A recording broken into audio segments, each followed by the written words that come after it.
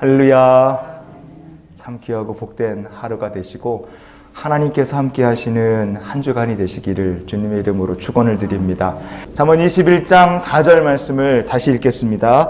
눈이 높은 것과 마음이 교만한 것과 악인이 형통한 것은 다 죄니라. 아멘. 오늘 본문 말씀에서 잘 보면 하나님께서 싫어하시는 죄, 악의 3종 세트가 여기 나온다고 우리가 볼 수 있죠. 도대체 하나님께서 이 죄악들을 왜 싫어하실까? 그거예요. 왜 하나님께서 싫어하십니까? 첫 번째는 주제를 잘못 파악했기 때문에 그렇습니다. 하나님은 창조주시고 우리는 피조물입니다. 이게 헷갈리는 순간 이게 뭔가 문제가 생기는 거죠. 눈이 높다 그랬어요. 눈이 높다 이렇게 번역된 히브리어 본문이 룸 에나임이라는 말입니다. 에나임이라는 게 눈이라는 뜻이에요. 그러면 이 눈은 하나님께서 지으신 거니까 아무 문제가 없죠. 그런데 룸, 높다라는 이 말씀이 문제가 됩니다. 높다, 하이 이런 높다는 뜻도 있지만 이 룸이라는 말은 동시에 두 가지 의미를 갖고 있습니다. 하나는 고상하다, 고귀하다 이런 뜻도 있고요. 또 하나는 건방지다, 오만하다 이런 뜻도 있습니다. 우리가 사람을 봐도 저 사람이 참 고상하다 그렇게 느끼는 것과 저 사람은 건방지다 그렇게 느끼는 건 어찌 보면 작은 차이일 수 있다 그겁니다. 우리가 창조주께 속한 피조물이고 이것을 잊지 말아야 되는데 우리가 피조물임을 망각하는 순간에 아나무인으로 살게 됩니다. 그러면 그때부터 하나님께서 싫어하시는 눈만 높은 사람이 되는 거예요. 그럼 우리의 인생이 어떻게 해야 하나님께서 싫어하시는 인생에서 고귀하고 고상한 인생으로 바뀔 수 있을까? 그것은 성경에 있는 말씀을 우리가 참고했으면 좋겠습니다. 베드로전서 4장 19절 말씀을 같이 한번 찾아보시겠습니다. 그 영혼을 미쁘신 창조주께 의탁할지어다. 아멘. 하나님께 내 영혼을 맡기는 사람은 고귀한 인생이에요. 그런데 하나님께 내 영혼을 맡기지 않는 인생은 그 인생이 그게 바로 거만하고 오만한 인생이 되는 겁니다. 그러니 오늘 하루도 우리의 창조주 하나님께 내 모습 그대로 주여 나를 받아주시옵소서. 우리 하나님께 우리의 삶을 의탁하며 하나님의 도우심 받는 고귀하고 복된 주의 성도들이 되실 수 있기를 축복합니다. 자, 두 번째로 도대체 무엇 때문에 하나님께서 이 죄악들을 싫어하실까? 그것은 끝없는 욕심 때문입니다. 마음이 교만한 것도 그렇게 말씀하고 있죠. 마음이 교만하다 이렇게 번역된 히브리어 본문이 울러하브 레브 이렇게 되어 있습니다. 러하브라는 말이 점점 넓어진다 그런 뜻이 있고요. 레브라는 말은 속사람, 생각, 의지 뭐 이런 거라고 보시면 됩니다. 그러니까 성경이 지금 뭘 교만이라고 하느냐? 사람의 마음이 점점 넓어지는 것이 그게 교만이다 이렇게 오늘 잠언 말씀이 이야기하는 겁니다. 이것도 두 가지로 볼 수 있어요. 사람의 마음이 우리가 은혜 받고 하나님 말씀이 우리 안에 들어오고 성령님께서 우리 안에 머무시면 사람의 마음이 점점 넓어집니다. 전에는 용서하지 못하던 사람이 사람을 용서하고 사랑하게 되고요. 전에는 섬기지 못하고 나밖에 모르던 이기적인 사람이 변해서 섬기는 사람, 베푸는 사람, 나누는 사람이 됩니다. 마음이 이렇게 말씀과 성령 때문에 넓어지는 것은 아무 문제가 되지 않아요. 그런데 어떤 경우 마음이 넓어지는 게 하나님 보시기에 죄가 되겠습니까? 사람의 마음속에 욕망이 점점 커져요. 욕심이 점점 커집니다. 마음속에서 욕심이 점점 커지면 그 사람이 어떻게 행동하겠습니까? 자격도 없어요. 권리도 없는데 남들한테 자기가 원하는 것, 자기 요구나 권리만 막 주장하게 됩니다. 욕심이 끝이 없어서 그렇게 행동하게 되는 거죠.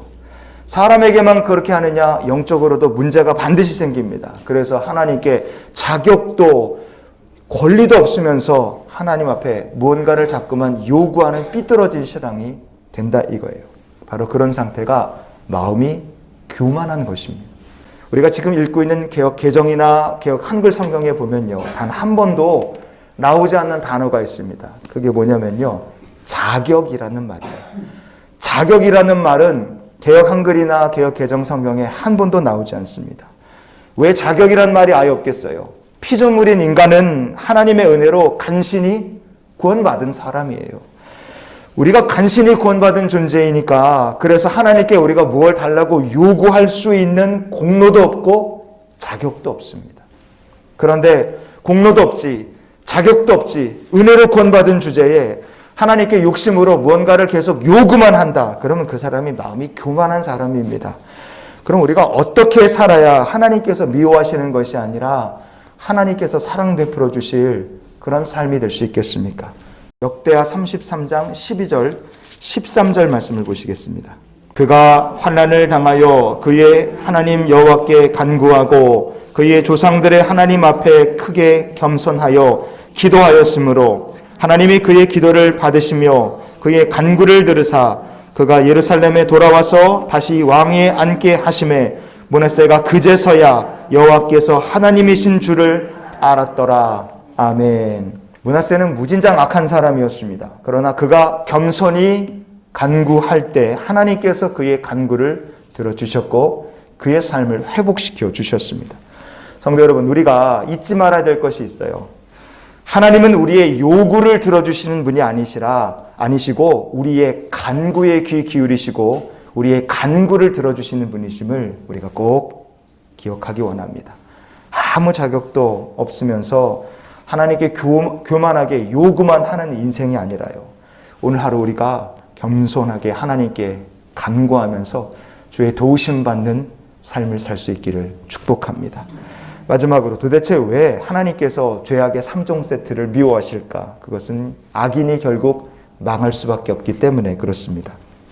가나안에 들어가지 못한 사람들이 있었죠. 그런 사람들은 어떤 사람들이었을까? 눈이 높고 교만한 사람들이었습니다. 하나님께서 가나안엔 들어가지 못하면서 눈만 높고 교만해서 요구하는 것만 많았던 백성들에게 요구하는 것을 하나님께서 들어주시기는 주셨어요. 그러나 그들이 형통한 삶이냐? 결코 그렇지 않았습니다. 형통한 것처럼 보였다 할지라도 실상 그들의 마지막은 어떠했는가? 성경은 이렇게 말합니다. 시편 106편 14절 15절 말씀 마지막으로 보시겠습니다. 광야에서 욕심을 크게 내며 사막에서 하나님을 시험하였도다. 그러므로 여호와께서는 그들이 요구한 것을 그들에게 주셨을지라도 그들의 영혼은 쇠약하게 하셨도다. 아멘. 욕심 부리고 하나님을 시험하면 형통할 수가 없습니다. 절대로 그렇게 되지 않아요. 악인의 형통이라는 것은 잠시 잠깐일 뿐입니다. 내가 요구한 것 하나님이 들어주셨다 할지라도 그것이 절대로 복이 아니라는 것을 깨달아야 됩니다. 영혼은 쇠약하게 되고 망하게 되고 결국 남는 것은 심판받아 지옥으로 떨어지는 것밖에 없다 이거예요. 그러니 우리가 어떻게 살아야 되겠습니까? 악은 망한다. 그러니 악을 버리고 주의 도우심 받기 위해 있는 모습 그대로 하나님께 겸손히 따르는 믿음의 삶을 우리가 살기를 원합니다. 우리가 그래서 오늘 이런 기도로 하루의 삶을 살았으면 좋겠어요. 어떻게 하면 하나님께서 싫어하실 이런 악한 인생이 아니라 하나님 복 주실 인생, 하나님께서 도우실 인생을 우리가 살 수 있을까? 하나님 오늘도 겸손히 간구함으로 하나님을 기쁘시게 하고 하나님 도움받는 하루가 되게 하여 주시옵소서.